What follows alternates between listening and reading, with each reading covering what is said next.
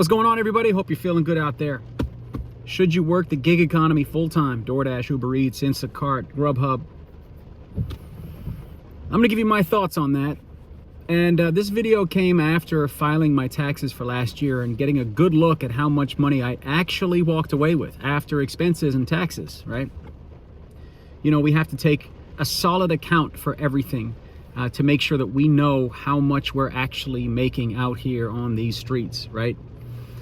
And this is something that I didn't do before. I never cared to actually sit down with the numbers and sit down with all my tax forms and, you know, all my records of keeping track of my business expenses and whatnot, my mileage, everything. You know, it was a good exercise for me to do so because it really put things into perspective for me, and it gave me some clarity. At the same time, kind of took the wind out of my sails when I realized just how little I actually made last year, right? And I have some paper here, right? So I took the liberty of actually typing all of these numbers down in a Google document. And yeah, I have everything here. So I'm going to go over how much did I gross, how much did I net last year, and let's get straight into it, shall we? All right, so gross income for the year was $58,000. Sorry, $58,600.12. Not bad. All right, so nearly 60 grand. Now that includes Uber Eats, DoorDash, Grubhub, and the entertainment company that I work for. All right, so I work for an entertainment company called Good Thomas Entertainment, based out of Massachusetts. I've been with them for about 8 years, and I was on with them last year only as a sales rep. Okay, I used to do like DJ work and MC work for them. But since I moved into my car, not so much. They just kept me on as a sales rep. So I would go to a bar and I would book weekly entertainment, and as long as that gig is active, I get a weekly commission, right? So let me break it down for you. The Uber Eats gross income was $19,869.49. DoorDash, $18,045.88. Grubhub, I made $14,544.75. And then with the entertainment company, I made $6,140. All right, so that total gross income is $58,600.12. All right, now expenses, here we go.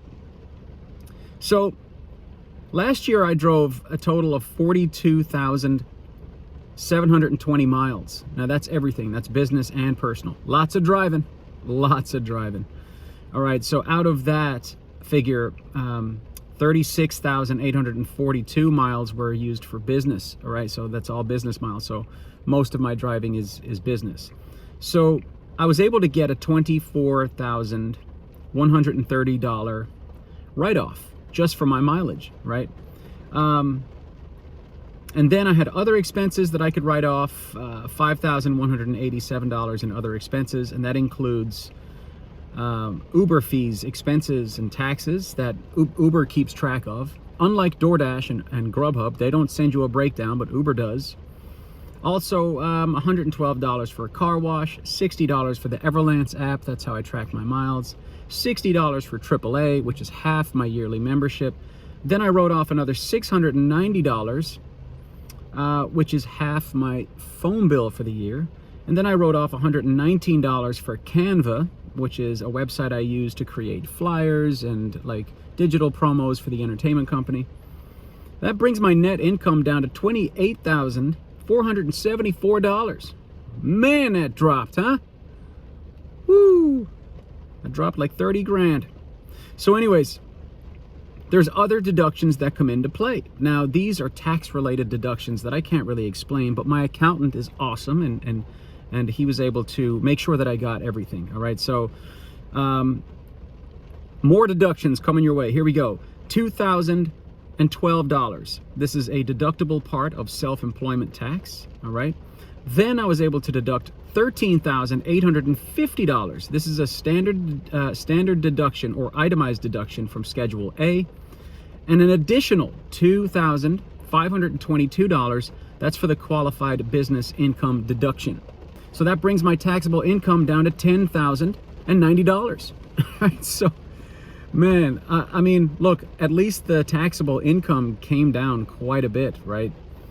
But I was taxed, right? So I was taxed $1,008 for regular taxes. We all pay into those. You know, we got, Medicaid, Social Security, those sorts of things. But because I'm self-employed, I now have to pay self-employment tax, and that's where they really hit me, right? I got taxed $4,024 for self-employment tax last year, okay? And then the state of Rhode Island taxed me $442 for a total of $5,558 in total taxes that I have to pay. Now, thankfully, I've got the money to pay it.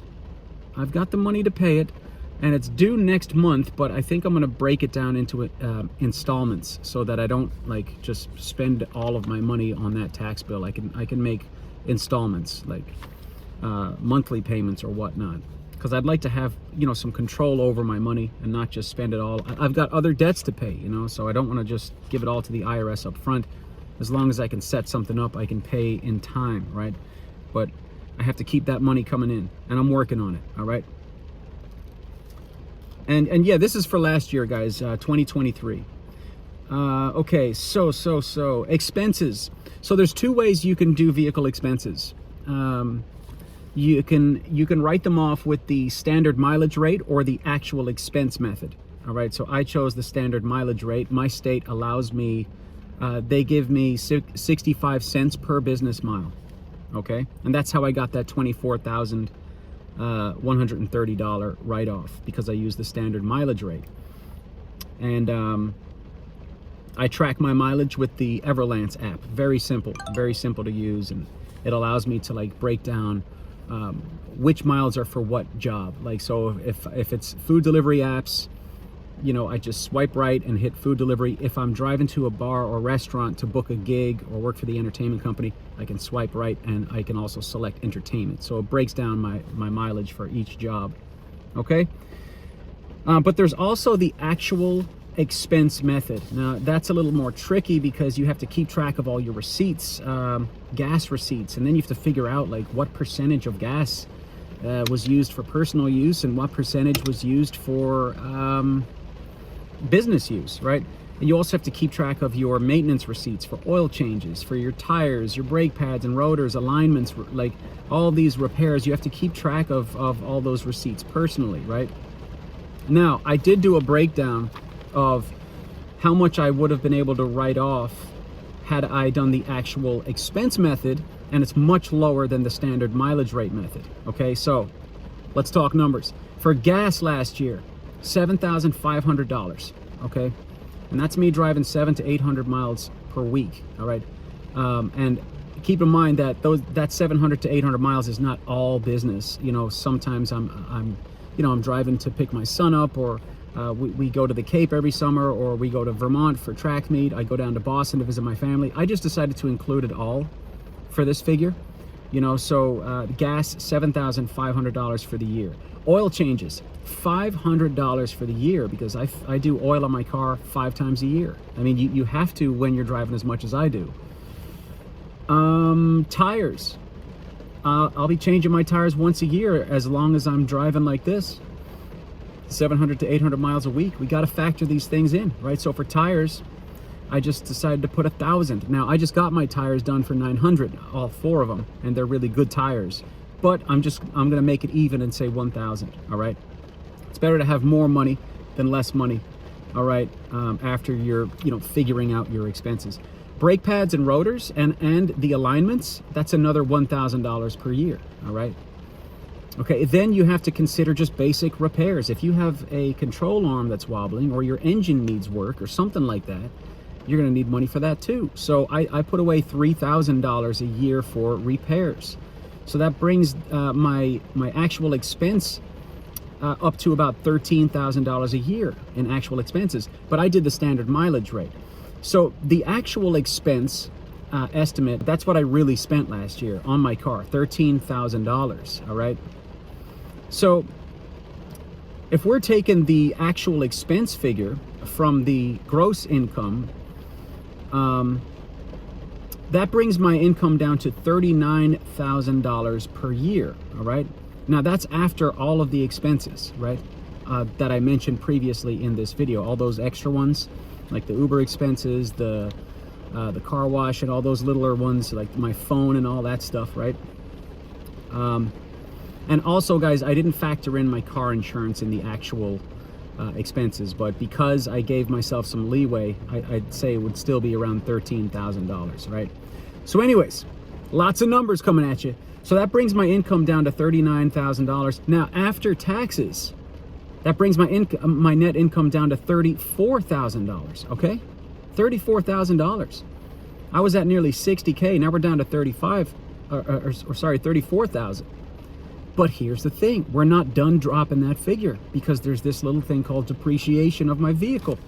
Man, so I did an estimate for depreciation, right? Because not all of my miles are used for, they're not all used for business. There are some miles that I use for personal use. I decided to go with $4,000 a year for depreciation, and I think that that's fair. I think that that's fair. Which brings my net income, actual cash in hand, this is the number I walked away with, $30,000. $30,000, so it's not a whole lot. And that's driving full time. So, you know, I say I worked 11 months out of the year. So that would be 48 weeks. And, you know, doing some more math, that would break down to about $2,500 a month for net. And you know, $625 a week for net. And honestly, guys, like I brought it down to like the day, that would be like $104 a day if I'm working 6 days a week. This is all net after expenses and taxes, right? And it made me realize that we're out here, or I'm out here working for minimum wage, guys. Like my hourly would be somewhere around $13 to $15 an hour if I'm being honest with myself, right? And the minimum wage here in Rhode Island is $14 an hour, right? So after life costs like bills, child support, car payment, car insurance, health insurance I do not pay for because I was approved for Medicaid because of these numbers. My numbers are so low that I actually was approved for Medicaid, right? That's one good thing that came out of it. But you also have, you know, rent, mortgage, which I also don't have to pay right now. But like groceries, food, entertainment, miscellaneous, after all of that, like it's hard. I don't have much left over for myself, right? Which it kind of clears up why I'm still kind of struggling. But another thing I will say is that was last year. This is 2024. I didn't make any money with YouTube last year, all right? I mean, I made probably like $200, right? But in order for you... for that to count towards your taxes, you need to make over $600 in order to count it towards your taxes. So this year, 2024, I will have a significant amount of YouTube money, right? So my income has gone up since last year. As long as I'm keeping up with content and whatnot, and I'm still working out here doing my deliveries, I should be okay, right? But I also have to set aside at least 30% of my total income so that I don't have to set up installments for tax time. My accountant was like, Brand, we got to get you situated. We got to get you set up with quarterly payments so that you can, you know, keep up with your IRS bill, right? Because I just never was able to set it up because I always owed money. I have to get paid up with the IRS before I can set up these quarterly payments. So I'm catching up. But it was good. It was a good exercise to get some clarity on how much I actually make as a full-time gig worker, right? So I'll catch up. I'll get these things paid off. And then I will set up quarterly payments. My accountant says, call me anytime. He said, call me in the summertime. I mean, just get this bill paid off and we'll get you set up. So if I continue to make like 60 grand a year, I would have to make quarterly payments of like $1,250 every 4 months, right? In order to not owe a huge bill to the IRS. But that covers it, guys, right? I hope that makes sense. Sorry, there was a lot of numbers. That was a lot of numbers, but it'll give you some insight on you know, full-time gig work. I don't recommend it. I don't recommend it because after these expenses and taxes, it's just not worth it. I think that gig work would be better suited as a side hustle. It is a side hustle. I turned a side hustle into a full-time thing and the numbers made me sick to my stomach. You know what I mean? So I think it's still good as a side hustle. The more you earn in the gig economy, the more you burn. That's what I'm finding. You'll burn yourself out, burn your car out, and it's just going to be a burnout. So I will continue to do my deliveries, but what I would like to do is, because I'm making money with YouTube now, and this month, March, I actually made more money this month with YouTube than I did with my deliveries. So I would like to cut down on my deliveries, maybe deliver 3 days a week as opposed to 6 and 7 days a week, right? Then maybe cut down to 2 or even 1 day a week. Like pick the busiest day of the week, like Sunday, and just go balls to the wall on Sunday with the gig work, right?